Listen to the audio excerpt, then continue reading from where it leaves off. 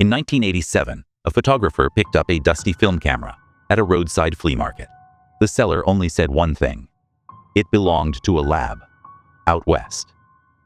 When the first roll was developed, the photos weren't of anything the photographer had taken.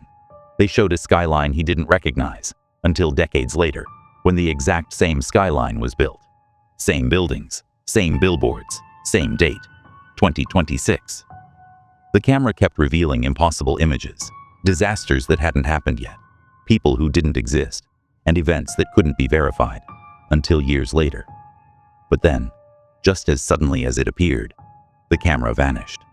And so did the man who owned it. What was this camera really capturing? How much of our future has already been recorded? This is the story of Project SHUTTERCODE, and what you're about to see hasn't happened yet. I've always had a thing for old cameras. Film, not digital. Something about them feels honest, like they still carry pieces of every moment they've ever captured. So when I saw the SHUTTERCODE sitting under a dusty table at the Pear Blossom Highway flea market in 1987, I didn't even hesitate. The seller didn't give a price. He just looked at me and said, "It belonged to a lab out west." That's all I'll say. I figured it was government surplus, maybe some old NASA or military issue that got cleared out. Cold War stuff. Nothing too special. But the design was off. The body was matte black but had no markings, no brand, no serial number, not even a film type. Just a thin etching across the top. SC-P00R. I thought it was graffiti. But the weirdest part? The inside already had a roll loaded. When I got home, I developed it out of pure curiosity. I was expecting expired junk, overexposed, underexposed, maybe some blurry snapshots. But when the negatives came through, my skin went cold. They were perfect. Framed like a professional had taken them, with exposure I couldn't have pulled off with any gear I owned. But the images, they made no sense. One showed a skyline that didn't exist, glass towers with curved edges, digital billboards running across the windows. Another showed a massive crowd outside a building I didn't recognize. Everyone was holding glowing rectangles, like some kind of screen. That was weird enough. But the final image on the roll, it showed a massive fire at a shopping mall, with a banner in the background that read, "Grand Opening, May 21st, 2026. I sat with that photo for a long time, because that mall didn't exist yet. That date was nearly 4 decades away. I thought maybe it was some kind of prank. Someone staged the photos, or maybe I'd found prop film from a sci-fi movie. Until 2 weeks later, when a local newspaper ran a small article.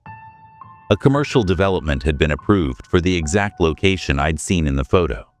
Same street, same layout, same name, Del Rio Plaza. I tried brushing it off. Coincidence.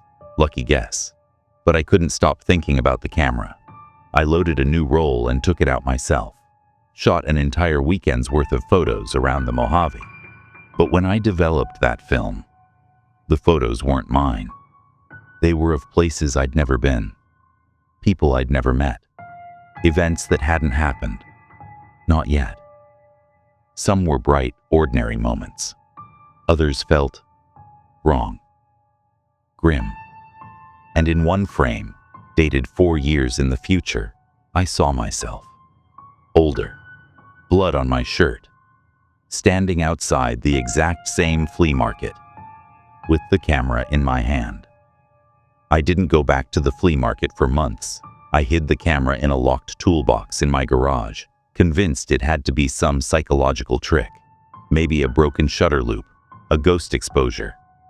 But every time I touched it, it felt warm. Not electric, not battery warm, body warm. Like something had just been holding it before me. Things got stranger in October, when I received an envelope in the mail. No return address. Just a single sheet of yellowed paper, folded 3 times. On it was typed, Do not photograph inside, they notice. I didn't understand it at first, but something about the phrasing, they notice, lodged in the back of my mind like a splinter. A week later, my basement light blew out. I grabbed a flashlight and, on impulse, the shutter code. I figured maybe I'd test the warning, see what happened. Just one frame. So I took a photo inside the pitch-black basement. I didn't hear the shutter click. Not exactly. It made a different sound. Deeper, slower, like dragging a chain across concrete. When I developed the roll the next morning, there was only one image. A figure in the corner of my basement. Not me. Not anyone I know. Just a tall, pale silhouette, distorted, almost smudged, like the negative was trying to erase it. It wasn't in the basement when I took the shot, but the camera had seen it. That same day, I found a sealed envelope tucked under my doormat. Inside were 7 Polaroid photos, each one showing a different person holding the shutter code camera. Some photos were dated, most weren't. One image, however, was marked in faded red ink. Subject number 6, interference confirmed, July 1972. That's when I realized I wasn't the first. This wasn't just some haunted camera. It was part of a pattern, a project, an experiment maybe, and I had walked straight into it. I started digging. Online forums, dark archives, old Cold War black site records. That's how I found the only name that matched the etching on the top of the camera. SHUTTERCODE Project, DoD Archive Entry, SC-P00R. Declassified in 1999, redacted into oblivion. All I could make out was a single sentence that hadn't been blacked out. Camera array demonstrated temporal leakage at frame 13. Temporal leakage, as in time. I knew I couldn't keep it, but I couldn't destroy it either. Every time I even tried to bury it in a drawer, I'd dream of things, places I didn't know, cities in ruins, people screaming silently as glass shattered backwards. In one of those dreams, I saw a man staring at me through a camera lens. My camera. But when he spoke, I heard his voice not in the dream, but from the living room. He said, "Frame 13 is ready." And then I woke up. Except, I was still holding the camera. After that night, I tried everything to escape it. I threw the shutter code into the lake near my old college campus. I watched it sink beneath the surface, watched until the ripples stopped. It was back on my desk the next morning, dry, warm. And this time, it had a fresh roll of film already loaded. I hadn't put it there. That's when I knew. It wanted me to finish. There were still frames left, and frame 13 was next. I went back to the Polaroids, the ones with the other subjects. I stared at them for hours. The faces looked increasingly familiar. One woman appeared twice, once smiling, once blurred and contorted. But in the final photo, her hand was raised, pointing directly at the camera, directly at me. That night, my doorbell rang at 3:13 a.m. There was no one outside. Just another envelope. Inside, a black and white photo of my house, but it was burned out, charred. The trees were leafless, the sky an unnatural gray. Across the bottom, typed in faded font, "Post frame 13, containment failed." I decided to finish the roll. I took the shutter code and drove out to an abandoned observatory 40 miles outside the city. It was quiet, still. No light pollution, just a full moon and the weight of something unseen.